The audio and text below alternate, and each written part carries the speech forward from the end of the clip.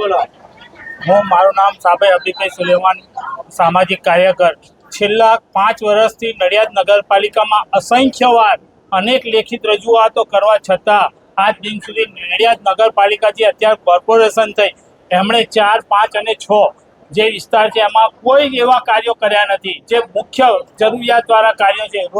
રસ્તો, ગટર, લાઇટ અને પાણી, એની કોઈ જ વ્યવસ્થા આજ દિન સુધી કરી નથી. અસંખ્ય વાર મેં પોતે કમિશનરશ્રીની પણ રજૂઆત કરેલી છે અને તેઓને જાણ કરેલી છે. અમારા વિસ્તારમાં તમે ફર્યા પછી જે પણ જરૂરિયાત છે એના તમે હુકમો કરો, તે પણ કરવામાં આવ્યા નથી. અત્યારે હાલમાં પણ જે નડિયાદ મરીડા રોડ એટલો ખરાબ હાલતમાં છે, એનું મુખ્ય કારણ નગરપાલિકાની કોર્પોરેશનની બેદરકારીના કારણે.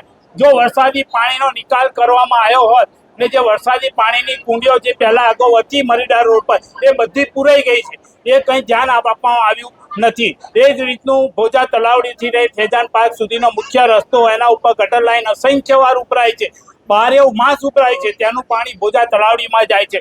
એની ડ્રેનેજ લાઈન આખી નિષ્ફળ ગઈ છે. એ બાબતની રજૂઆતો કરી છે કે ભાઈ આ ડ્રેનેજ લાઈન નિષ્ફળ. એ રીતના જે આંતરિક રસ્તાઓ છે જેમાં પેચવર્ક કરવો જોઈએ, નગરપાલિકાએ અમારા પછાત વિસ્તારમાં કોઈ એવા પેચવર્કો આજ દિન સુધી કર્યા નથી, બીજે બધે થઈ રહ્યા છે.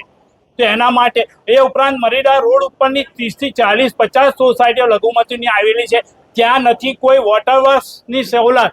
અત્યારે બધા જ લોકો પોતાના પાણીનું પોરમાંથી વાપરે છે, જેથી એમને મહિને લાઇટ બિલ ગણો તો કરોડો રૂપિયાનું આ વિસ્તારનું જાય છે, જેના માટે બીજું શુદ્ધ પાણી મળે નહીં. જ્યારે નગરપાલિકાનું પાણી 600 ફૂટ ઊંડાએ જાય ને જે પીવા લાયક હોય, અત્યારે લોકોને રોગચાળો, શરીરની તકલીફો એ બધું થઈ રહી છે. એના માટે કોર્પોરેશન સંપૂર્ણ રીતે જવાબદાર છે. નગરપાલિકામાં દરેક વિસ્તારમાં ટેક્સ ભરાય છે, એ ઉપરાંત સરકારની ગ્રાન્ટો જે આવે છે ટેક્સના રૂપિયે જ આવે. કોઈના ઘરના રૂપિયાની કોઈ ગ્રાન્ટો કે પૈસા નથી કે અમે વાપરીએ છીએ તે. એટલે દરેક વિસ્તારમાં યોગ્ય કામ કરવું જરૂરી છે.